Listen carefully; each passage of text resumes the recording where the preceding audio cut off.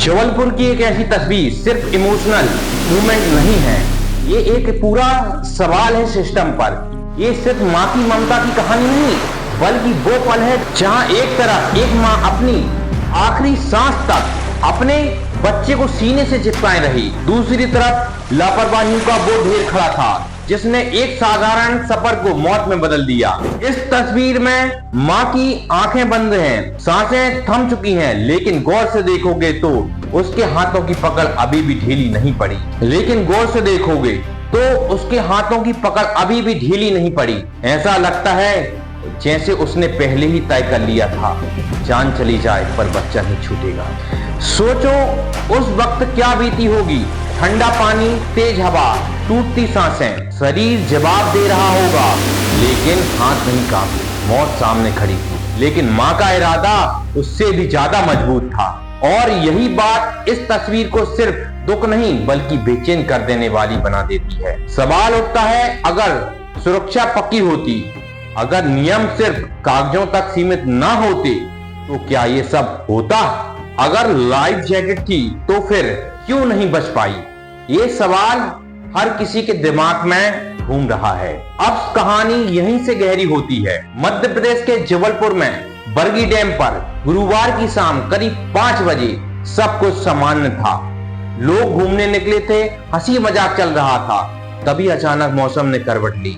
हवा की रफ्तार 74 किलोमीटर प्रति घंटा तक पहुंच गई। शांत पानी अचानक खतरनाक हो गया और देखते ही देखते एक क्रूज जो किनारे से सिर्फ 100 मीटर दूर था, मौत का जाल बन गया। इतने तेज हवाओं में नाव को जाने की अनुमति किसने दी? ये सवाल अब हर तरफ गूंज रहा है। मौके पर मौजूद लोग बता रहे हैं कि नाव में 43 से 47 लोग सवार थे, जबकि टिकट सिर्फ 29 लोगों के ही काटे गए थे। यानी साफ है, क्षमता से ज्यादा भी भीड़ भरी गई थी। पैसा कमाने के चक्कर में जान को जोखिम में डाल दिया गया। रेस्क्यू टीम आई, घंटों मेहनत चली, कई लोगों को निकाला गया, लेकिन कई जिंदगियां खत्म हो चुकी थी। और इन्हीं में से एक थी वो माँ, उसका बच्चा, जिनकी तस्वीर ने पूरे देश को हिला दिया। लेकिन यहाँ हर स्तर पर चूक हुई। नाव में ज्यादा लोग, उपकरणों की कमी, स्टाफ की ट्रेनिंग का अभाव और सबसे बड़ी बात, खतरे के बावजूद अनुमति देना। आंकड़े बताते हैं कि भारत में नाव हादसों का सबसे बड़ा कारण तकनीकी खराबी नहीं बल्कि इंसानी लापरवाही और निगरानी की कमी है। और जब तक जिम्मेदारी तय नहीं होगी ये हादसे रुकेंगे नहीं। ये घटना सिर्फ एक्सीडेंट नहीं, ये सिस्टम की पोल खोलती है। ये दिखाती है कि कागज पर बनी सुरक्षा असल जिंदगी में कितनी कमजोर है।